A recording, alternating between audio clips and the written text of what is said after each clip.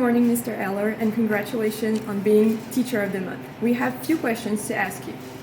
First, what inspired you to pursue your career in agriculture and in education? Of course. So I graduated from Silsbee High School 10 years ago. This is my 10-year reunion. I'm getting pretty old. So I did FFA, all that stuff in high school. I showed animals. I was FFA president of the chapter for a couple of years and competed in a lot of different ways. And so that kind of really inspired my interest in going into the ag industry. So I got my bachelor's in agriculture at Sam Houston State, then went into higher ed. So went kind of a different route, and then this opened up, and I kind of decided to come back to my roots and really join in on what really started my passion for education as a whole. What do you enjoy most about teaching high school agriculture?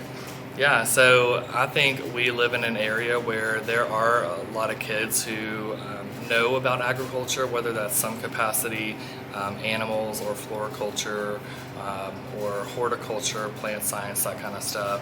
But we also have a lot of kids who don't have any clue what agriculture is and all the different sectors. And so it's really cool to kind of merge those two. To educate people on where their food comes from, those kind of things. Those really simple things that all impacts us.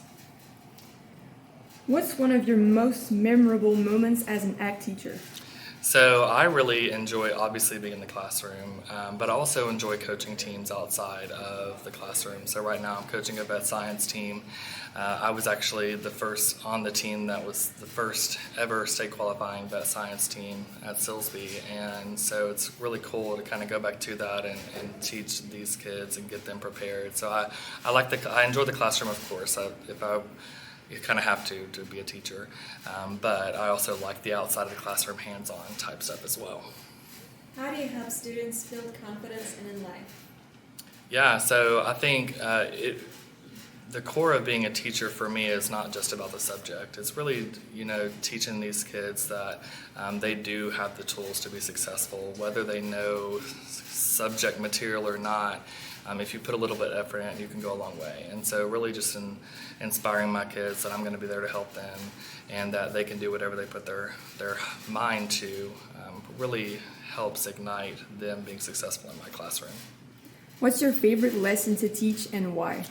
That's a tricky one. So I really like teaching principles of ag because we get to cover all the different sectors of ag, and last semester we hatched chickens in my classroom and ducks from eggs, and so those really fun hands-on things and seeing people be able to see the chickens hatch, like those things, those are just really cool moments where kids who don't get to see that stuff ever get to see it in my classroom. And so just seeing the happiness on their face, the interest is what kind of helps ignite my passion. Can you describe your background and experience in agriculture and how it has prepared you for a role as an ag teacher? Yeah, so I think being heavily involved in this in high school really prepared me for what it's going to look like. So I've competed in a lot of contests. Also, my degree in ag at Sam Houston really prepared me for all these subjects that I'm teaching. So between my involvement and getting a bachelor's degree and spending 4 years studying this, kind of all compiled, is what has helped prepare me. And of course, there's a learning curve like everything, so that's to be expected in any job. What advice would you give to students interested in pursuing a career in agriculture? Yeah, for me, you don't have to wear cowboy boots and jeans to be in agriculture. Like, of course, we have a lot of kids, and that's great, love all them, but also when we think of agriculture, we think of the traditional farmer, and all of that's very important, but there are also so many other sectors, and I think it's good to see all kinds of people involved in agriculture, and I like that in my classroom. We don't have to all be country boys out on the farm. We can all come together and celebrate what agriculture has to offer as a whole. If you weren't teaching agricultural science today, what other subjects do you think you might teach?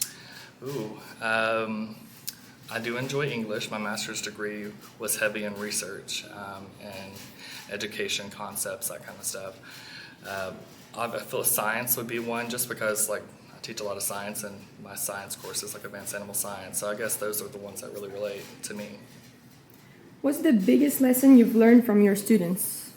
Yeah, I think when students come in, you never really know like what goes on before they come in your door, and so really taking the students where they're at, getting to know them, letting them have a space to be themselves, because we all have rough days, and even when I am having a rough day myself, I think I've built relationships with these kids, so they really know like we're all in this together, and so just seeing them push through their struggles teaches me that we're all going to have those days.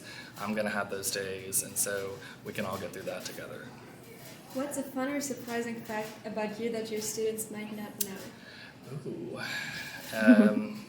Most of them know. I think most of them know this. I was a mascot at Silsbee when I was in high school, but at the previous college I worked at, I coached the dance team.